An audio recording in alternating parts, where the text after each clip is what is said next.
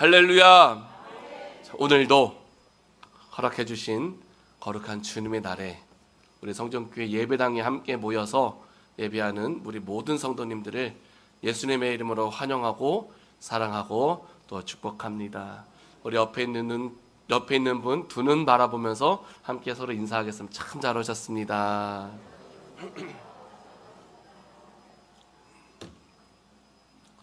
잘 지내셨습니까? 저는 한 주간 동안에 휴가를 다녀왔습니다. 좋았을까요? 안 좋았을까요? 일단 휴가는 무조건 좋은 것 같더라고요. 근데 또 이런 말이 있습니다. 휴가는 여행이죠. 집에 돌아오기 위해 가는 거래요. 집에 돌아오면 더 좋을까요? 안 좋을까요? 다들 같은 생각 갖고 계신 것 같습니다. 휴가를 가서 8월 12일 수요일 밤입니다. 이제 산속에 들어가서 저녁 시간에는 할 게 많이 없습니다. 그래서 이제 자려고 딱 누워서 무엇했을까요? 핸드폰을 딱 봤습니다. 핸드폰을 딱 보면서 뉴스를 검색을 딱 하는데 거기에 뭐라고 있었냐면 한 여름밤에 별똥별 쇼가 펼쳐진대요.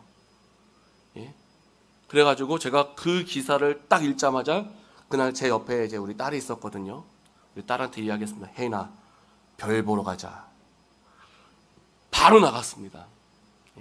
바로 나가서 하늘을 딱 바라보는데 별이 있었을까요? 없었을까요? 잘 안 들립니다. 제가 지금 가는 기가 먹었나? 있었을까요? 없었을까요? 아유, 별이요. 와, 제가 지금까지 살면서 대한민국 하늘에서 본 별들 중에 가장 많았습니다. 가장 많았어요. 못 믿겠으면 제 카카오톡 보면 제가 그날 사진을 찍었다니까요. 원래 별 사진 찍는 게 제일 힘든 거 아시죠? 찍어가지고 올려놔. 한번 보십시오. 정말 많았습니다. 그래서 이제 저도 그렇고 우리 딸도 그렇고 이제 그때부터 자연스럽게 나오는 감탄사가 있는데 그 감탄사가 뭔지 아십니까? 우와, 이것만 계속하고 있는 거예요. 그러다가 별똥별이 쑥 지나갑니다. 우와, 이게 되더라고요. 나 이제 밖에서 막 소란스러우니까 이제 우리 아들이 또 그 소리를 듣고 밖에 같이 나왔어요. 나와서 하늘을 딱 보더니만 이제 별이 많다고 또 우와 하기 시작하는 거예요. 그런데 이제 저희가 이야기합니다. 우리는 별똥별도 봤어. 아들이 별똥별이 보고 싶을까요? 안 보고 싶을까요? 가는 기가 먹어가지고 보고 싶을까요? 안 보고 싶을까요? 너무 보고 싶은 거예요. 그래서 다들 하늘만 이제 바라보고 있습니다. 갑자기 별똥별이 또 쑥 떨어지니까 우리 아들이 봤어 그러는 거예요. 그래서 이제 그날 정말 많은 별들을 이제 딱 보고 이제 방에 들어왔습니다. 방에 들어와서 도대체 오늘 무슨 날이길래 이렇게 별이 많이 있는가 또 쭉 검색을 해봤죠. 그러니까 그날이 어떤 날이냐면 하늘에 달이 없는 날이었대요. 그런 날이 있더라고요. 달이 없는 날이. 달이 없는 날이다 보니까는요. 그동안 이 밝은 빛 때문에 잘 보이지 않았던 많은 별들이 이제 더 많이 관측이 될 수 있었던 것이고 또 그날 하필이면 페르세우스가 하는 유성이 지나가는 날이었대요. 그래서 몇 시부터 몇 시까지 별똥별을 100개도 넘게 볼 수 있다 그렇게 기사가 있었거든요. 그래서 이제 별똥별도 이제 많이는 아니지만 한 두어 차례 직접 이제 목격을 이제 하게 되었습니다.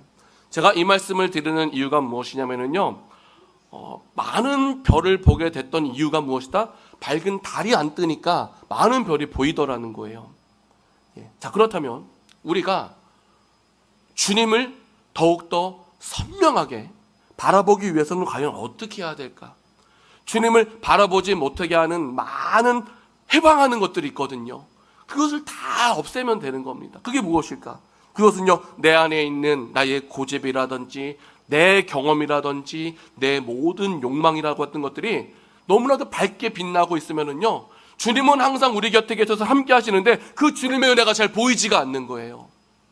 그러나 내 힘을 빼고 철저히 어두워진 절망의 밤이 내 인생을 찾아와서 나는 스스로 아무것도 할 수 없음을 고백하며 그것을 인정할 수 있게 되어진다면 그제야 우리의 눈은요, 어떻게 된다? 우리를 인도해 주시는 하나님의 빛을 가장 밝게 볼 수 있는 은혜의 순간을 그제서야 우리가 누리게 된다라는 거예요. 우리는 죽고 예수로 살아야 될 줄로 믿습니다. 나는 죽고 예수로 살아야 되는 것. 그래서 보니까는요, 바울도 다메섹 도상으로 갈 때까지만 하더라도요, 내 의가 살아 있었습니다. 내 혈기가 살아 있었습니다. 내가 지금 다메섹 도상에 달려가는 이유가 무엇입니까? 예수 그리스도의 도를 따르는 자들을 잡아다가 결박해서 감옥에 쳐넣기 위해서 혈기등등하게 막 열심히 달려가고 있었단 말이에요. 그때는 예수님이 보이지가 않아요. 그런데 그가 다메섹 도상에 다 도착했을 때에 어떤 일이 벌어지느냐? 사도행전 9장 3절 말씀 보니까는요, 사울이 길을 가다가 다메섹에 가까이 이르더니 호련히 하늘부터 빛이 그를 둘러 비추는지라 라고 말씀해요. 빛이 사울을 비추기 시작합니다. 그런데 그 빛이 사울을 비추는 순간 사울에게 무슨 일이 일어나게 되느냐? 사도행전 22장 11절 말씀인데요, 이렇게 말씀하고 있어요. 나는 그 빛의 광채로 말미암아 볼 수 없게 되었으므로, 그 빛의 광채로 말미암아 볼 수 없게 되었으므로 나와 함께 있는 사람의 손에 끌려 다메섹에 들어갔노라 라고 말씀을 하고 있어요. 그 빛이 볼 때 다윗이 볼 수 있게 되었다, 볼 수 없게 되었다? 볼 수 없게 되었다라는 거예요. 그런데 그렇게 볼 수 없게 되어질 때에 그때 누구의 음성을 듣기 시작하느냐? 사울아, 사울아, 내가 어찌하여 나를 박해하느냐라고 하는 예수님의 음성을 듣기 시작합니다.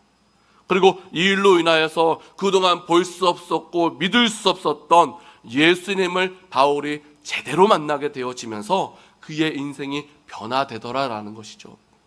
예수님을 만나주시니까 그 빛이 밝게 빛나는 순간 나의 고집, 나의 어떤 혈기, 이런 모든 것들이 다 사라지고 주님만 보게 되는 거예요. 할렐루야. 예. 우리도 바울이 만난 주님, 우리도 만나야 될 줄로 믿습니다. 예.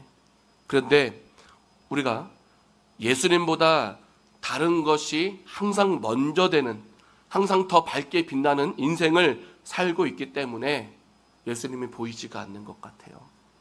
예. 우리가 내 삶을 그렇게 내 안에서 밝게 빛나는 모든 것들을 철저하게 온전히 내려놓을 수 있다면 분명한 것은 예수님 우리를 책임져 주실 줄로 믿습니다. 우리 입술로 고백합니다. 예수님께서 책임져 주십니다. 나는 죽고 예수로 살아야 된다는 거예요. 항상 예수님을 만난 후 변화된 바울과 같이 많은 사람을 옳은 대로 돌아오게 하는 하나님의 빛을 바라는 믿음의 삶을 살아감으로써 하늘의 별과 같이 영원토록 빛나는 축복을 누릴 수 있는 저와 우리 모두가 되시기를 예수님의 이름으로 축원드립니다. 자, 그래서 세상의 헛된 것들을 내려놓고 복음의 소식만을 열심히 전했던 바울은 정말로 그 예수 그리스도의 은혜 안에서 순수하게 열심히 생명 다해 복음을 전하였음에도 불구하고 유대인들은 계속 바울을 미워하잖아요. 계속 따라가면서 회방하잖아요. 그를 돌로 치기도 하고 어떻게 해서든 그를 죽이려고 합니다. 예? 그래서 바울은요, 아무런 잘못이 없음에도 불구하고 계속 억울한 일을 당하기만 하는 거예요. 그러다가 성령께서 또 가르쳐 주셨죠. 예루살렘에 가면 결박당할 것이다 알려주셨음에도 불구하고 복음을 전하기 위해서 바울은 달려옵니다. 그래서 그곳에서 오자마자 또 억울하게 옥에 갇히게 되고 총독 벨릭스의 때에 한 2년이라는 시간 동안에 옥살이를 하게 되어지지만 2년 후에 또 새롭게 부임한 총독 베스도 앞에서 또 그를 축하하기 위해 왔던 아그리빠 왕 앞에 서게 된 바울이 보여주는 모습은 어떠했느냐? 지난주에 나누었죠. 자신의 앞에 상대가 누워가 되었던 간에 조금도 위축되지 않고 당당했다라는 거예요. 따라합니다. 위축되지 않고 당당했습니다. 누가요? 바울이요. 상대가 왕이 됐건 총독이 되었건 누가 되었건 천부장이 되었건 간에 전혀 위축되지 않고 항상 당당할 수 있었는데 그가 그렇게 늘 당당할 수 있었던 이유가 무엇이냐? 그것은 내 육신은 결박당하여 있을지라도 구속된 상태에 있을지라도 내 영혼은 누구로 말미암아? 예수 그리스도, 부활이신 예수 그리스도로 말미암아 세상의 헛된 권력이나 부귀 영화에 미련을 두지 아니하고 예수님께서 분부하신 그 사명을 감당하기 위해서 나의 생명을 조금 더 귀한 것으로 여기지 아니하고 죽을 것도 각오한 채 양심에 거리낌이 없는 믿음의 삶을 행하며 살아왔기 때문에 하나님 앞에서 당당할 수 있었다라는 것이죠. 우리도 당당한 믿음의 삶을 살아야 될 줄로 믿습니다. 그래서 아그리빠 왕 앞에 자신을 변론하던 바울, 어느덧 복음을 전하고 있더라고요. 그런데 이제 그 이후에 자신이 상소하였던 로마 황제 가이사에게 이제 재판을 받기 위해서 바울은 이제 로마로 이제 후송이 되어지는 과정이 오늘 본문의 말씀입니다. 이제 백부장 율리오와 함께 다른 죄수들 배를 타고 출발을 해서 루기아에 있는 이제 무라라는 곳에 먼저 도착을 하게 되죠. 그곳에서 알렉산드리아라고 하는 배로 갈아타서 이달리아로 이제 출발을 이제 하게 되어집니다. 근데 문제는 무엇이냐면 날씨가 좋지 못했다는 거예요. 자, 그래서 사도행전 27장 7절을 보면 배가 더디게 갔다. 날씨가 좋지 않으니까요, 배가 제대로 속도를 내지 못합니다. 천천히 가게 되는 거예요. 그래서 여러 날 만에 간신인 니도편에 이제 이르게 되지만 이제 풍세가 허락하지 아니하여서 미항이라는 곳에 간신히 도착했다라고 성경은 말씀을 하고 있어요. 그런데 그때가 어느 때라고 말씀하느냐? 사도행전 27장 9절 보니까는요, 여러 날이 걸려 금식하는 절기가 이미 지났으므로 항해하기가 위태한지라라고 말씀하고 있습니다. 그러니까 날짜도 좀 계획한 대로 빨리빨리 왔어야 되는데 그렇지 못하고 늦게 오면서 금식하는 절기가 지났대요. 그러면 금식하는 절기가 무엇이기에 그날이 지남으로써 항해하기가 위태로워졌을까? 금식하는 절기란 무엇이냐면요, 이스라엘 모든 백성들이 금식하며 회개하는 날 대속제일을 이야기합니다. 대속제일. 그리고 이 대속제일은 우리가 사용하는 달력으로는 어느 때냐면 9월 말에서 10월 초가 되는 거예요. 9월 말에서 10월 초. 그런데 지중해에서의 어떤 항해 조건이 어떠냐면 5월 달로부터 9월 중순까지는 배가 항해하기 참 좋은 날씨라고 합니다. 그리고 이제 그때 9월 중순이 지나가기 시작하면 이제 가을에서 겨울로 날씨가 변하는 계절이기 때문에 어떤 일들이 발생하게 되냐면 갑자기 돌풍이 치기도 하고 막 폭우 내리기도 한대요. 그러다 보니까는요, 배를 운행하는 데 있어서 상당히 날씨가 중요한데 예측을 할 수가 없는 겁니다. 그래서 사도행전 27장 10절 보면 바울이요, 말하되 여러분이요, 내가 보니 이번 항해가 하물과 배만 아니라 우리 생명에도 타격과 많은 손해를 끼치리라 라고 하면서 하나님께서 주신 지혜로 말미암아 항해의 위험성을 이야기를 합니다.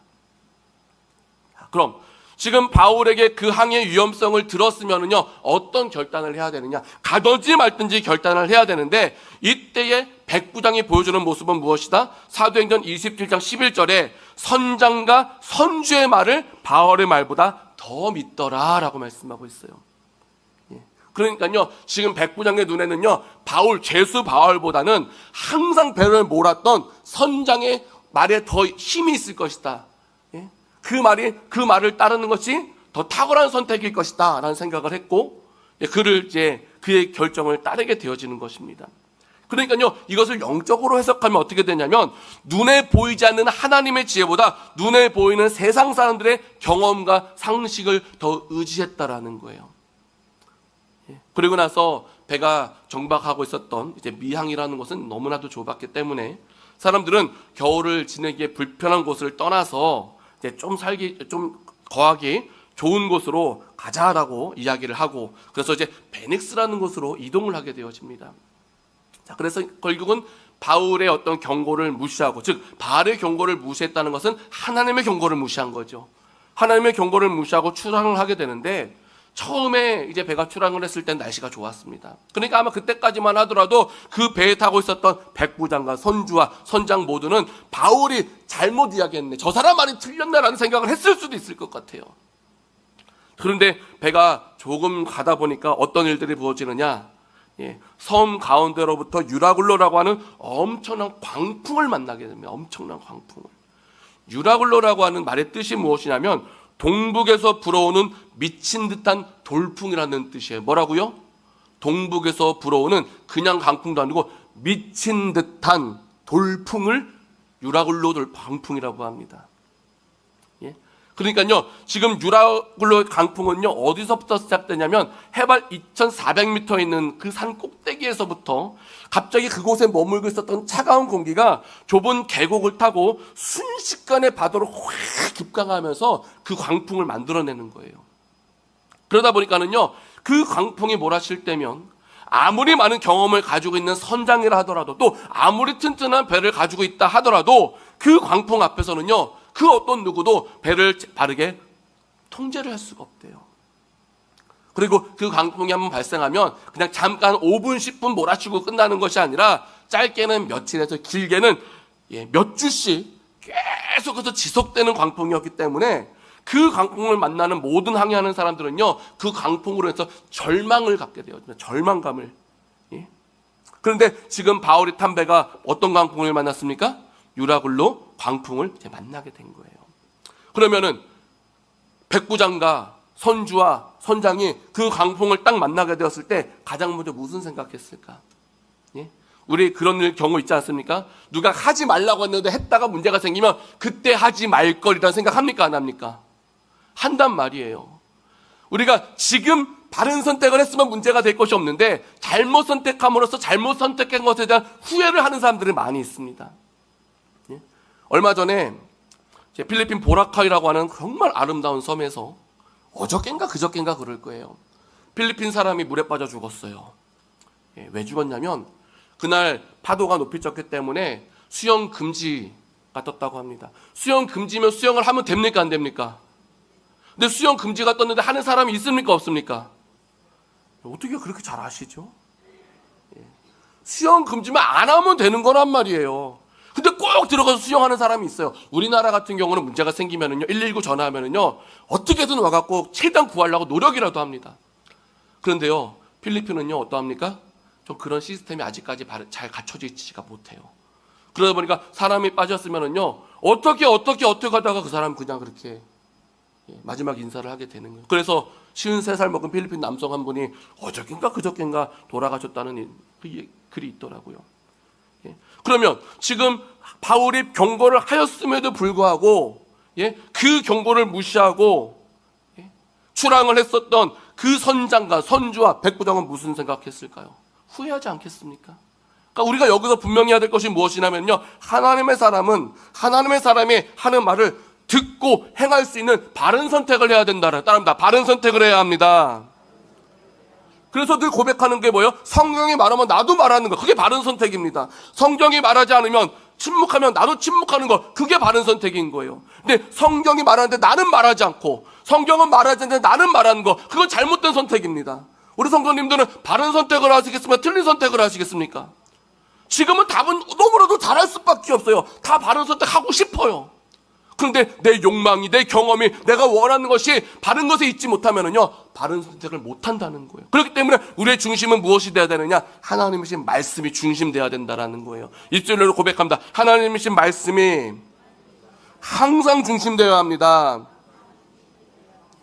그런데 바울이 경고했던 것을 듣지 않았던 선주와 선장과 백부장은요, 후회할 일들이 막 생겨나기 시작합니다. 그래서 그 경고를 무시하고 자기 소견에 옳은 대로 행하게 된 선장과 선주는 결국은 유라굴로 광풍 앞에서 배를 통제할 수 있는 모든 능력을 완전하게 상실해서 어떻게든 이제는 살아남기 위해서 내가 할 수 있는 모든 방법을 다 동원해야 되는 거예요. 그러면 가장 먼저 해야 될 것이 무엇이냐? 배에 있는 무거운 짐을 다 버리는 겁니다. 요나도 마찬가지였죠. 풍랑이 불 때 사람들이 가장 먼저 무엇합니까? 물건을 버렸습니다. 그리고 나서도 잠잠하지 않으니까 제비를 뽑아서 요나를 던졌단 말이에요. 그 풍랑 앞에서 사람이 할 수 있는 것은요, 버리는 것밖에 없어요.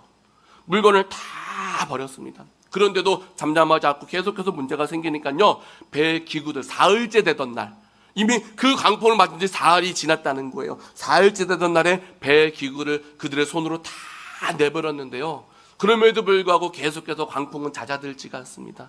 20절 말씀 보니까는요, 여러 날 동안 해도 별도 보이지 아니하고 큰 풍랑이 그대로 있음에 구원의 여망마저 없어졌더라라고 말씀하고 있어요. 자, 그러니까 지금 당시에 오늘날에는요, 바다 한가운데에서 길을 찾는 방법은요, GPS라는 기계 하나만 있으면 돼요. 쉽게 핸드폰만 있으면 다 찾을 수가 있습니다, 오늘날에는. 근데 과거에는 어땠습니까? 핸드폰이 없었잖아요. 솔직히 몇십 년 전만 하더라도, 몇십 년도 아니 몇 년 전만 하더라도 GPS가 군사용으로 쓰일 때는요, 비행기도 GPS를 쓰지를 못했단 말이에요. 그래서 비행기들도 막 잘못 가고 러시아 넘어갔다가 막 문제 생기고 막 그랬단 말이에요. 근데 당시에는 어떠합니까? 하늘에 해가 어디 있는지, 밤에 달이 어디 있는지, 별이 어디 있는지, 바람이 어디서 어디로 부는지, 그런 것을 통해서 방향을 가늠하던 그런 때였다라는 거예요. 그런데 지금 내가 어디에 있는지 방향을 전혀 알아낼 수 있는 방법이 다 사라졌습니다. 해도 사라지고 달도 사라지고 별도 사라지고 바람은 미친 듯이 계속해서 불어대는 것. 그러다 보니까는요, 이것이 며칠 수요일이 지났기 때문에 내가 어디 있는지 안다 모른다? 알 수가 없어요. 내가 지금 어느 곳까지 지금 표류하고 있는지 전혀 알지를 못합니다. 그러니까요, 지금 그 배에 타고 있는 사람의 상태는 어떠하느냐? 절망에 놓이게 된 상태일 수밖에 없는 거예요. 그런데 또 그런 말이 있더라고요. 위기가 기회래요. 그런 말 들어보셨습니까? 위기가 기회래요. 지금 모든 사람들이 절망 가운데 빠져 있을 때에 지금 바울이 그들에게 하는 말이 있는데 그 말이 무엇이냐? 27장 21절 말씀이죠. 우리 21절 말씀 다 같이 한번 읽어보겠습니다. 시작. 여러 사람이 오래 목지 못하였음에 바울이 가운데 서서 말하되, 여러분이요 내 말을 듣고 글에 대해서 떠나지 아니하여 이 타격과 손상을 면하였더라면 좋을 뻔하였느니라. 예. 그러니까 바울은 내 말을 들었으면 좋았을 텐데 라고 하면서 앞으로는 내가 무슨 말을 하든지 내 말을 들어야 될 것을 은연중에 가르쳐주고 있는 것이죠. 그러면서 이어서 했던 말이 무엇이냐? 내가 너희를 권하노니 이제는 안심하라. 이제는 안심하라. 너희 중에 아무도 생명에는 아무런 손상이 없겠고 오직 배뿐이라 라고 하면서 배는 부서질지라도 생명에는 지장이 없을 것임을 선포하게 되는데, 앞으로 이렇게 될 것을 누가 알려주셨느냐? 23절 말씀 보니까 내가 섬기는 하나님의 사자가 어젯밤에 내 곁에 서서 말하되, 그러니까 하나님께서 알려주셨다는 것을 그곳에 있는 모든 사람들에게 드러내기 시작하는 거예요. 여기서 중요한 게 무엇이냐? 하나님의 사람은요, 나를 드러내는 것이 아니라 누굴 드러내야 되느냐? 하나님을 드러내야 된다는 거. 따라합니다. 하나님만을 드러내야 합니다. 예? 나를 드러내는 것이 아니에요. 우리가 신앙생활하면서 내가 아니에요. 하나님의 은혜로, 하나님의 도우심으로, 하나님의 인도하심으로 할 수 있었음을 고백해야지, 내가 이렇게 했어, 내가 저렇게 했어, 나 아니면 할 수 없대, 자신을 막 드러내는 것은요 100% 교만밖에 될 게 없다라는 것이죠. 교만이 아니라 겸손한 하나님의 백성 되시기를 예수님의 이름으로 축원드립니다. 그러면서 바울이 또 이렇게 고백합니다. 그러므로 여러분이 안심하라. 나는 내게 말씀하신 그대로 되리라. 하나님을 믿노라 라고 하면서 자신의 신앙을 고백을 합니다. 그러니까 계속해서 불어오고 있는 이 유라굴로 강풍 앞에서 바울은 어떠하느냐? 조금 더 흔들리지 않냐고 담대하게 살아계신 하나님을 믿음으로 말미암아 전파하는 것이죠. 즉 바울은요, 사람 앞에서, 환경 앞에서, 자연 앞에서도 전혀 흔들리지 않았다라는 거예요. 그러한 믿음이 되시기를 예수님의 이름으로 축원드립니다. 우리가 흔들리지 않는 믿음, 타협하지 않는 믿음, 항상 하나님만 바라보며 하나님만 자랑하는 믿음의 삶을 살면 하나님 우리를 얼마나 기뻐하시겠습니까? 하나님이 기뻐하시는 삶을 사시겠습니까? 아니면 책망받는 삶을 사시겠습니까? 당연한 선택이에요. 하나님의 기쁨이 되시기를 예수님의 이름으로 축원드립니다.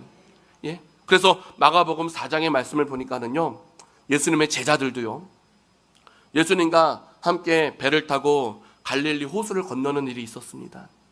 그때에도 어떤 일이 발생했느냐? 갑자기 광풍이 또 일어나는 거예요.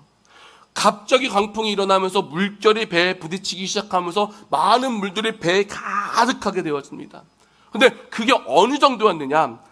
마가복음 4장 38절 말씀인데요, 우리 한번 다 같이 한 목소리를 읽어보겠습니다. 시작. 예수께서는 고물에서 베개를 베고 주무시더니 제자들이 깨우며 이르되, 선생님이여 우리가 죽게 된 것을 돌보지 아니하시나이까 하니. 아멘. 자, 예수님의 제자들이요, 예수님을 만나기 전에 직업이 무엇이었습니까? 대부분의 사람들이 어부 출신이었습니다. 평생 물고기를 잡으면서 평생 바람을 맞고 평생 파도와 싸웠던 그 사람들, 어지간한 바람과 어지간한 파도 앞에서는요 무서울까요? 무섭지 않을까요? 우리 가끔 가다가 저쪽 위에서 뭐 연어를 하여튼 물고기 잡는 그런 영상들을 보면은요, 막 배가 막 침몰될 것처럼 엄청난 파도가 몰아치는데요, 거기서 일하는 분들은요 아무런 타격감이 웃으면서 노래 부르면서 일합니다. 예? 그 뱃사람들이 정말 대단한 것 같아요. 어떤 파도에도요 잘 무서워하지 않습니다. 그런데 평생 물고기를 잡았던 예수님의 제자들이요, 지금 예수님을 깨우면서 선생님이 우리가 죽게 된 것을 돌보지 아니하니까라고 말할 정도의 바람과 파도였다면은요, 그 상황은 곧 배가 침몰하기 직전까지 갔다라는 것이겠죠. 엄청 우리가 상상하는 어떤 상상하려든 그 이상의 바람이고 그 이상의 파도였다는 것을 의미합니다. 그런데 그런 상황에서 예수님 보여주시는 모습은 무엇이냐? 주무시고 계셨대요. 그리고 제자들이 두려워하여서 예수님을 깨우니까요, 예수님께서 제자들에게 하시는 말씀이 무엇이냐? 마가복음 4장 39절 말씀이죠. 그럼 한번 다 같이 읽어보도록 하겠습니다. 시작. 예수께서 깨어 바람을 꾸짖으시며 바다더러 이르시되 잠잠하라 고요하라 하시니 바람이 그치고 아주 잔잔하여 지더라. 아멘. 자, 예수님 말씀하시니까 잔잔하여, 다른 예수님 말씀하시니 잔잔하여졌습니다. 자, 그럼 예수님의 제자들은 무엇 때문에 무서워하며 무엇 때문에 두려워할 수 있었을까요? 예수님께서 정확하게 꼬집어 주시죠. 이렇게 말씀하십니다. 어찌하여 이렇게 무서워하느냐? 너희가 어찌 믿음이 없느냐라고 책망을 하셨어요. 자, 그러니까 지금 제자들이 두려워하면서 공포에 사로잡게 된 가장 결정적인 이유가 무엇이냐면, 우리 앞에, 우리 옆에 배에서 주무시고 계시는 예수님만 바라보는 것이 아니라 무엇을 먼저 바라봤다? 거대한 바람과 거대한 파도를 먼저 바라보는 거예요. 그런 것을 바라보기 시작하니까는요, 어떡하다? 두려움이 닥쳐옵니다. 그런데요, 믿음은 무엇인 줄 아십니까? 믿음은요, 내 앞에 있는 거대한 파도와 그 큰 바람을 바라보는 것이 아니라 그보다 더 크고 더 강하신 예수님을 바라보는 것. 따라합니다. 예수님을 바라보는 것입니다. 예수님 바라봐야 되는 거예요. 그런데 예수님 바라봐야 할 때에 우리가 예수님 바라보지 못하니까, 세상 바라보니까, 두려움만 바라보니까 내가 무너지는 거예요. 원망하고 불평하고 무너져 버리는 것이죠. 그런데요, 분명한 거 성경은 가르쳐 줍니다. 세상 보지 않고 누구 바라보면? 예수님만 바라보면 이긴다. 따라합니다. 예수님 바라보면 넉넉히 이깁니다. 항상 이기시기를 예수님의 이름으로 축원드립니다. 그래서 같은 알렉산드리아 배를 타고 있고, 같은 유라굴로 강풍을 만났고, 같이 길을 잃고 같이 굶주렸으며 같이 고난을 당하고 있었음에도 불구하고 하나님을 바라봄으로써 바울은 전혀 두려워하지 아니할 수 있었던 것인데, 25절에 우리가 나는 내게 말씀하신 그대로 되리라고 하신 하나님을 믿노라고 했던 그 바울의 고백과 같이 하나님을 믿는 믿음으로 우리가 이 세상을 살아야 한다면 무슨 일을 만나든 하나님의 힘주심과 도우심으로 감당하지 못할 일이 없을 줄로 믿습니다. 항상 위기는 하나님을 바라보고 하나님을 의지할 때 기회가 된다는 것을 꼭 기억하면서 위기를 통해 그동안 하나님보다 더 의지했던 모든 것들을 다 내려놓아서 그동안 함께 하였으나 볼 수 없었던 하나님의 은혜를 더욱더 선명하게 바라봄으로써 하나님이 기뻐하시는 믿음의 삶으로 회복되어지는 우리 믿음의 가족들이 다 되어야 될 줄로 믿습니다. 항상 안심하라, 나는 하나님을 믿노라라고 자신 있게 담대하게 고백한 바울처럼 인생의 거센 광풍 앞에서도 결코 흔들리지 않고 더욱더 하나님만을 신뢰함으로써 어디서든 선한 영향력 있는 삶을 살아가는 하늘의 별과 같이 비출 수 있는 우리 성경 가족들 다 되시기를 예수님 이름으로 축원드립니다. 주신 말씀 기억하면서 함께 기도하실 때에